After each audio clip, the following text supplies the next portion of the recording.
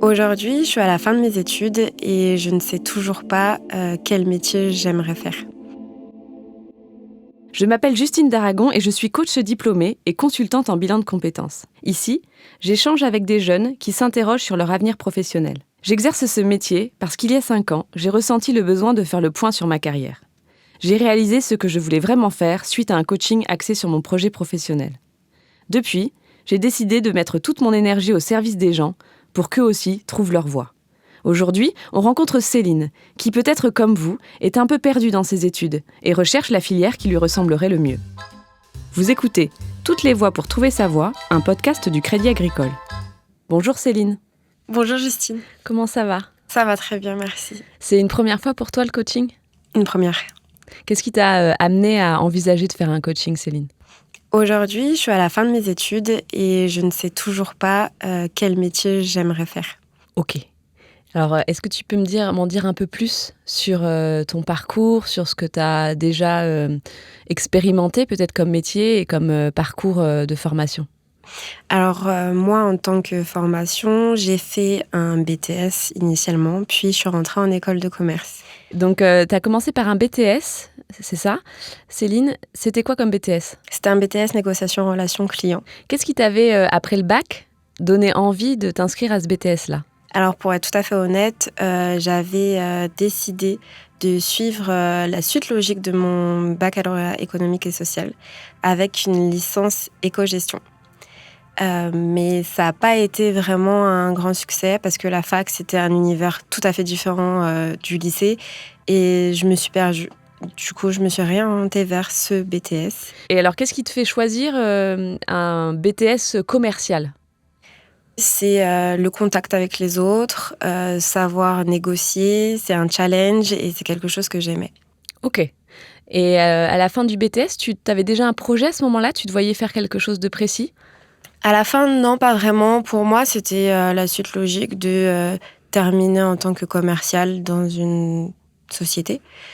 Et puis, mes professeurs m'ont encouragée, au vu de mes résultats, de tenter un concours pour entrer dans une école de commerce et du coup pouvoir poursuivre mes études et voir si quelque chose d'autre me plaît, si je peux aller plus loin de mes objectifs. Si je comprends bien, tu as donc été poussée par tes professeurs à continuer en fait tes études en école de commerce. Qu'est-ce que tu en as pensé à ce moment-là ? Ma première pensée était, étant donné l'école de commerce qu'ils visaient pour moi, était non, j'en suis pas capable, regardez-moi, je suis une jeune étudiante, ok, certes, j'ai des bons résultats dans votre BTS, mais ça va pas plus loin. Et puis finalement, j'ai pris le temps d'y réfléchir et je me suis engagée dans ce concours. Et aujourd'hui, je le regrette pas du tout. Ok, alors une fois en école de commerce, tu choisis plutôt de t'orienter vers le marketing et après tu as fait tes stages. Et c'était dans quoi tes stages ? Du coup, c'était en tant que data analyst. Donc, c'était vraiment faire des études marketing pour des marques. Donc, par exemple, une marque dans l'automobile, voudrait savoir, OK, aujourd'hui, je veux sortir une nouvelle voiture ou une nouvelle option ou un nouveau service. J'aimerais savoir ce que les gens pensent de ce type de service ou ce que les concurrents ont fait ou qu'est-ce qu'ils aiment ou qu'est-ce qu'ils n'aiment pas dans l'offre qu'un concessionnaire peut offrir.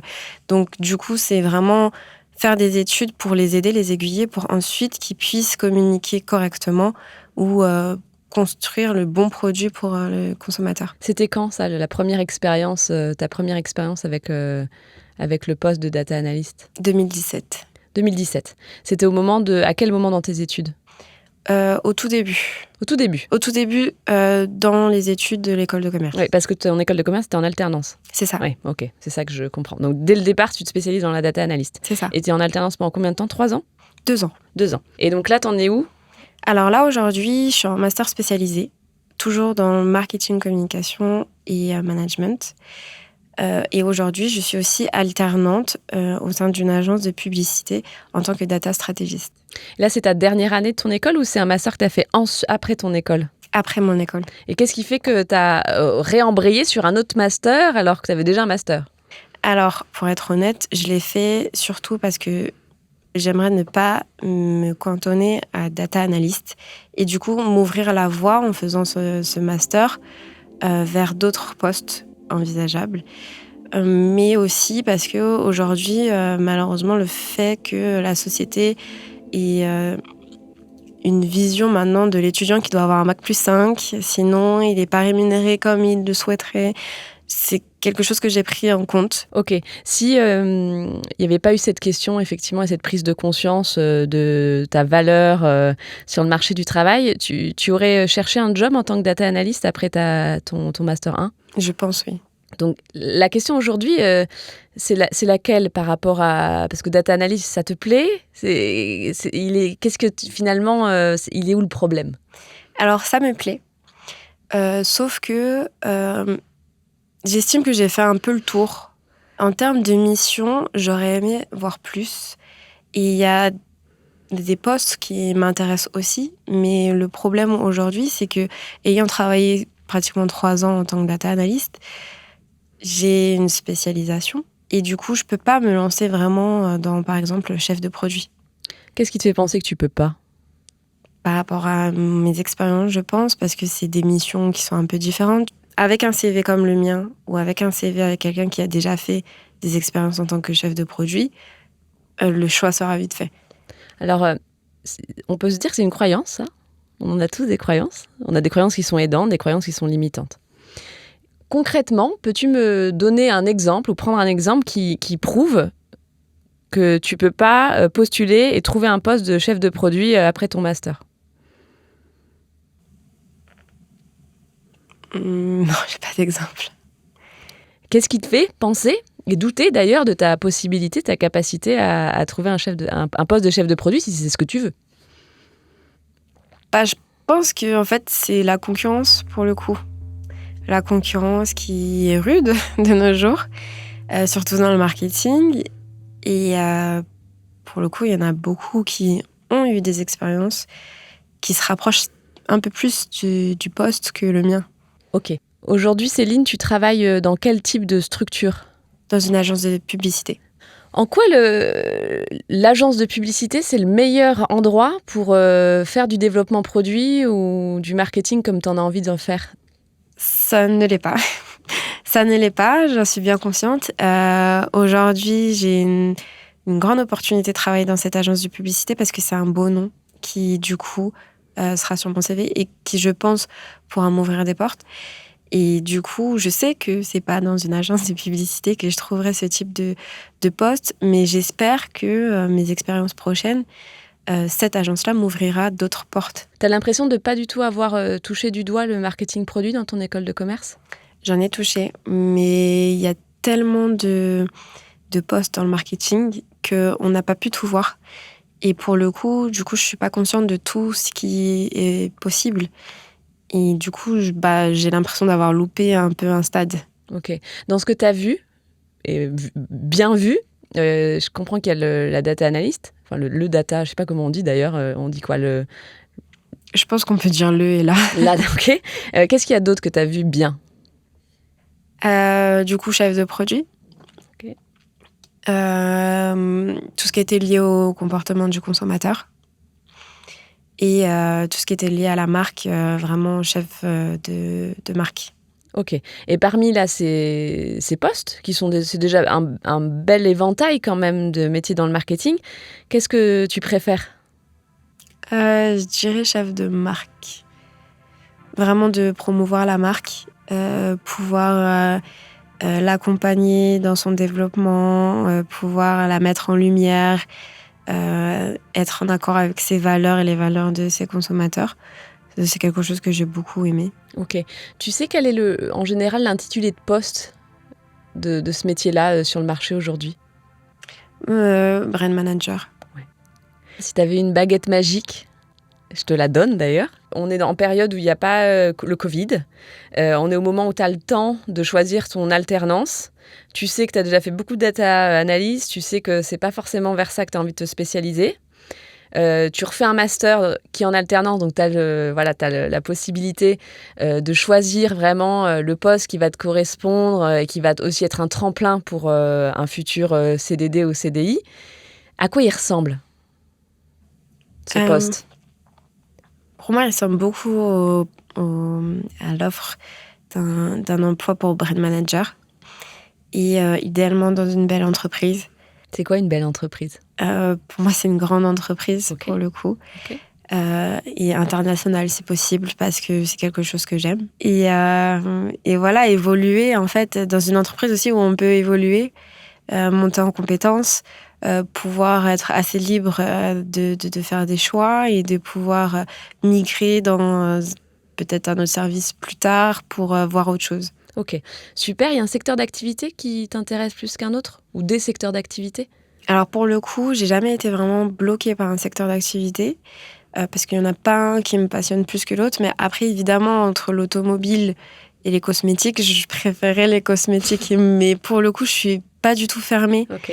à un secteur particulier. Et je pense que c'est ce qui fait aussi que je m'ouvre un peu plus de portes, du fait que aussi data analyst, c'est à travailler aussi bien dans l'automobile, dans l'alimentaire, dans la cosmétique, dans le textile. Donc du coup, c'est quelque chose qui me freine pas. Ok. Donc, si on reprend notre baguette magique, là, ton alternance, ça aurait été un poste de brand manager dans une belle entreprise, grande entreprise, peu importe le secteur d'activité. Tu en as eu des opportunités cet été ? Quand est-ce que tu as recherché ton alternance ? J'ai commencé dès juillet. J'ai trouvé quelques postes, mais honnêtement, c'était pas qualitatif. Et j'ai dû trouver 2 postes qui vraiment m'ont vraiment marqué. Et du fait de la position géographique, je pouvais pas, ou des choses comme ça. Mais la qualité des postes n'était pas vraiment au rendez-vous. Ça m'a pas... Je me suis pas dit, waouh, c'est celui-là Ok. qu'il me faut. Et parmi tous ces postes, il y en avait qui étaient des postes de brand manager ? Et oui, il y en avait quelques-uns. Ok. Mais dans les missions, ça collait pas, c'était peut-être pas des grandes boîtes. Non, ça collait pas trop à ce que j'imaginais et à ce que je voulais. Ok. Alors, là, tu es du coup dans une alternance qui ne correspondait pas exactement au poste que tu veux faire. Comment tu envisages la suite ? Du coup, pour la suite, j'espère pouvoir faire mes recherches en fonction de ce que j'aime. Vraiment mettre en lumière ce que je vais apprendre lors de mon master spécialisé. Élargir ma réflexion. Pouvoir vraiment me concentrer sur ce que je veux et ce que j'aimerais faire plus tard. Et pouvoir en fait mettre en cohésion toutes mes compétences avec le type de mission que j'aimerais faire. Ça a l'air d'être assez clair dans ta tête. Alors, quelles sont les questions que tu te poses encore ? Bah, c'est que certes, oui, brand manager, ça me plaît beaucoup, mais je me dis, je suis une personne qui aime beaucoup le changement, donc qui aimerait éviter le plus possible la routine dans mon job futur, être polyvalente. Et pour le coup, je me dis, ok, brand manager, ça me plaît. Le marketing développement me plaît. Je me perds un peu dans tout ce qui me plaît parce que c'est pas forcément ce que... Enfin, il y a des missions partout qui me plaisent et pour le coup, c'est pas le même poste. Ok. Par quoi tu aurais envie de commencer ? Un brand manager, c'est plutôt pas mal. Je pense que j'aimerais commencer par ce poste-là. Ok. Et sur le long terme, c'est quoi les questions que tu te poses ? C'est est-ce que brand manager me suffira ? Ok. Et si ça te suffit pas, en quoi c'est grave ? Est-ce que, je me dis, est-ce que je vais pas avoir la même problématique ? Est-ce que je vais pouvoir me diriger vers un autre poste alors que j'ai pas les mêmes missions, que j'ai pas expérimenté les mêmes choses ? Je sais pas. Qu'est-ce qui te fait penser que tout le long de ta carrière, tu vas être obligé d'avoir exactement le même poste pendant 40 ans ? Non, c'est plus de nos jours. Aujourd'hui, on a la possibilité de bouger, de changer. Après, c'est la concurrence qui me fait peur. Ouais, c'est la concurrence qui te fait peur. Ok. À quoi il ressemble ton CV aujourd'hui ? Du coup, un poste dans la restauration rapide en tant que job étudiant, puis de commercial lié à mon BTS négociation relation client. Et pour finir, data analyst. Et là, j'ai une promotion, on va dire, data stratégiste, mais qui ressemble fortement à un data analyst. Ok. Aujourd'hui, quand tu regardes ton CV, tu le trouves comment ? Ben, je trouve bien. Ok. Je trouve rempli. Ok. Rempli. Ça marche. Dans ton réseau actuel, tu as des personnes qui travaillent dans des boîtes que tu aimerais bien ou à des postes de brand manager ? Alors, j'ai pas de personne à des postes de brand manager, mais effectivement, il y en a qui travaillent dans de belles boîtes comme je l'entends. Et j'ai toujours mis un point d'honneur à rester en contact avec les professionnels avec qui j'ai pu avoir des contacts lors de mes études en école de commerce. Et du coup, je pense que je pourrais, entre guillemets, exploiter ces contacts pour avoir au moins l'espoir de postuler et d'avoir une petite chance chez leurs entreprises. Ok. Alors là, du coup, si tu me résumes un petit peu les actions que tu pourrais mettre en place au moment où tu vas chercher un poste après ton master, on en est où? Bah, recontacter les contacts que j'ai pu avoir dans le passé. Faire aussi, les salons avec des professionnels parce que je pense que bon, il y a 2 buts communs en fait, un d'engager quelqu'un et l'autre de trouver un poste donc ça sera aussi peut-être plus facile d'engager la conversation. Ok. Comment tu te sens avec ces options? C'est à l'aise. Est-ce que tu penses que t'aurais besoin de quelque chose d'autre pour te sentir bien et atteindre ton objectif? Après je pense que c'est le bon argument mais ça après ça se travaille, D'accord. Alors, ce serait quoi le bon argument? Qu'est-ce qui te fait dire que tu vas devoir vraiment argumenter à fond? par rapport à mes expériences passées. Donc du coup, De quoi t'as dit? par rapport à mes expériences Ok, passées, toujours. toujours. Comment tu pourrais les changer ou les modifier ou en parler pour te sentir mieux? Avec de la préparation, pouvoir, dégager mes compétences des missions déjà Ok. effectuées. Et peut-être aussi faire un truc sur ta représentation même de ces missions-là. En quoi c'est un désavantage? Parce que j'ai vraiment l'impression que tu penses que c'est un désavantage d'avoir une expérience professionnelle de data analyst en postulant sur un poste de brand manager. Du fait d'être spécialisée. Pour moi vraiment, c'est vraiment, Mais quelqu'un te l'a déjà dit ça, Céline? non, Donc d'où ça vient? de ma tête. Qu'est-ce que la personne qui va te recruter ou qui va regarder ton CV va voir, ok, quand il voit ton CV? C'est quoi toutes les choses que la personne va regarder, va voir? Même pas regarder, va voir et Le lire. je pense le nombre d'expériences. Ok. Qu'est-ce qu'il va voir d'autre? Peut-être, aussi les missions, qui sont déjà très rattachées au marketing. Ok. Quoi d'autre? La formation. Ouais, la formation. Va aussi effectivement voir que c'est des postes de data analyst, ça c'est vrai. Et tout dépend aussi de la façon dont tu tournes les énoncés, hein. Oui. Ok. Donc, est-ce qu'il ne voit que le fait que tu sois spécialisé en data analyst? Non, pas forcément. Qu'est-ce que tu te dis là maintenant? Que je me mets des barrières toute seule. Que oui, effectivement, sans avoir vraiment tenté, je peux pas affirmer que ça va être un frein et du coup me cantonner à ce que, ok, certes, j'aime faire, mais ce que je ne veux plus vraiment faire à l'avenir. Complètement. Comment tu peux, au-delà même d'arrêter de voir ça comme un désavantage, d'en faire vraiment un atout de ces expériences de data analyst? Parlons-en, l'idée n'est pas de cacher. Comment tu peux vraiment faire un atout de toutes ces expériences en data analyst sur un poste de brand manager? C'est quoi les points communs entre les deux métiers? Déjà, il y a une partie stratégie, donc que j'exploite en tant que data analyst parce qu'il faut que je fasse des recommandations aux marques. Donc forcément, c'est quelque chose que j'ai retrouvé dans le brand management.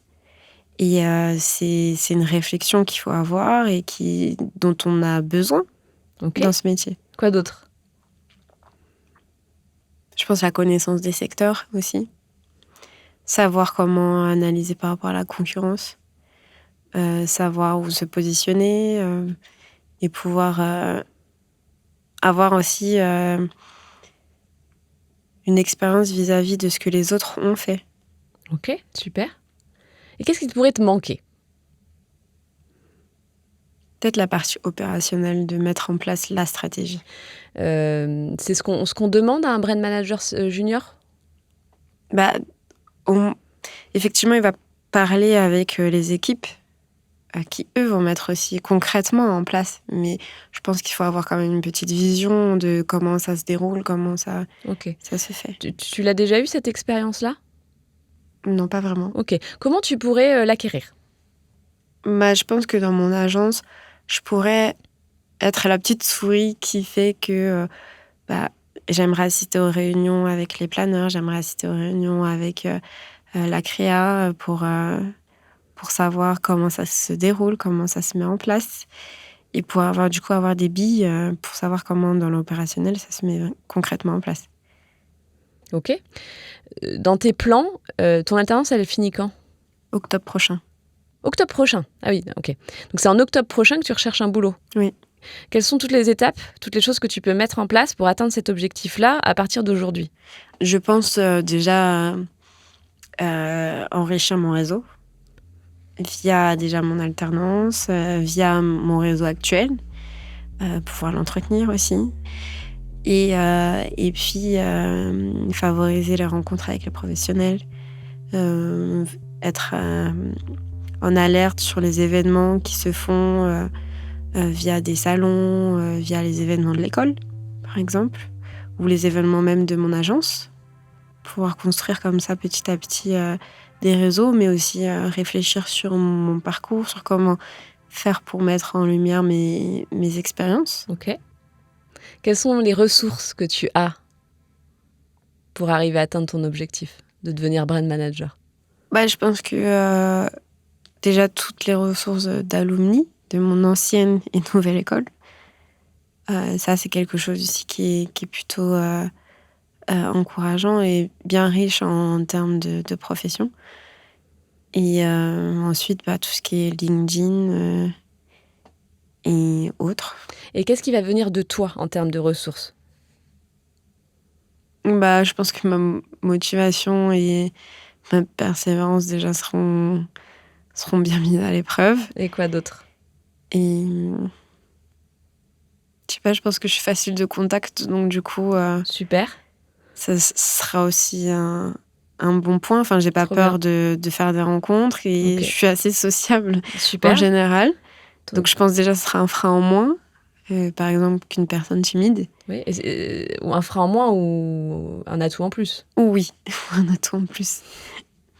Donc le bon relationnel, ta persévérance, ta motivation, qu'est-ce qui peut t'aider à tenir cet objectif, à mener à bien toutes ces actions-là aussi ? Je pense que déjà le fait d'être... d'un côté, d'avoir peur que le côté data analyst me freine, serait une motivation bien grande pour justement mettre en place ces actions. Et parce que aussi, j'ai pas trop le choix si je veux arriver là où je veux aller. Qu'est-ce que ça va t'apporter, Céline, d'important d'atteindre ce poste de brand manager ? Je pense que du coup, ça m'apportera un peu plus de confiance en moi, parce que même si data analyst, c'est un job super et gratifiant, je m'en cantonne et pour le coup, ça me met des barrières. Alors que là, si j'arrive à être brand manager ou peu importe le poste, mais qui me plaît, je pense que je serai quand même fière et je serai un peu plus confiante dans mes capacités, mes compétences et mon CV, quoi. Ok. Quand tu dis qui me plaît, c'est quoi ? Comment ça ? Tu dis un job qui me plaît, pour être bien sûr que brand manager, ça soit bien le bon poste. Que tu dis brand manager ou un autre poste, ce serait quoi les autres options que brand manager alors ? Je me contente pas vraiment que d'intituler, c'est vraiment les missions. Par exemple, dans ma recherche d'alternance, il y avait des noms de postes qui étaient peut-être pas ce que j'imaginais, mais les missions me plaisaient. Ok. Et tu penses que la réflexion là qu'on a menée toutes les deux aujourd'hui, elle est valable sur brand manager ou sur chef de produit ? Je pense, parce que finalement, ça sera le même chemin d'acquérir des compétences propres, de les mettre en lumière, de pouvoir être organisée pour atteindre mon objectif. Donc je pense, oui. Ok, super. Comment tu te sens, Céline, après ce coaching ? Je me sens mieux. En fait, je me sens soulagée un peu d'un poids, parce que vraiment, je me mettais vraiment la barrière. Et pour le coup, au fil des questions, je me suis rendu compte que je me la mettais toute seule, parce que personne, effectivement, n'est venu me dire « Ah non, non, non, t'es trop spécialisée, c'est plus possible de changer. Donc, ça me soulage. Ça me soulage Super. de savoir que je peux voir autre chose, je peux faire autre chose et que je suis pas bloquée, en fait. Trop bien. Ok, alors c'est quoi le premier petit pas que tu vas faire en sortant d'ici ou à l'avenir pour atteindre cet objectif-là que tu t'es fixé? Je pense que je vais beaucoup réfléchir sur les compétences, par exemple, prendre une fiche de poste brand manager et pouvoir réfléchir sur les compétences que j'ai et que je n'ai pas, qu'il faudra développer. Et acquérir beaucoup de choses via les équipes avec lesquelles je travaille. Déjà, premièrement. Et puis ensuite, favoriser un peu le réseau de professionnels que j'ai pour le moment. Ok, c'est super. Tu veux ajouter quelque chose? Non, c'est bon. Merci beaucoup, Céline. Merci, Justine. Merci à Céline d'avoir partagé avec nous ses idéaux, ses hésitations et ses rêves. Vous venez d'écouter Toutes les voies pour trouver sa voie, un podcast du Crédit Agricole. Pour y voir plus clair sur comment trouver un travail sans diplôme, monter son entreprise ou choisir entre différentes perspectives de carrière, retrouvez tous les autres témoignages de notre série sur toutes les plateformes de podcast et sur la chaîne YouTube du Crédit Agricole. À très vite.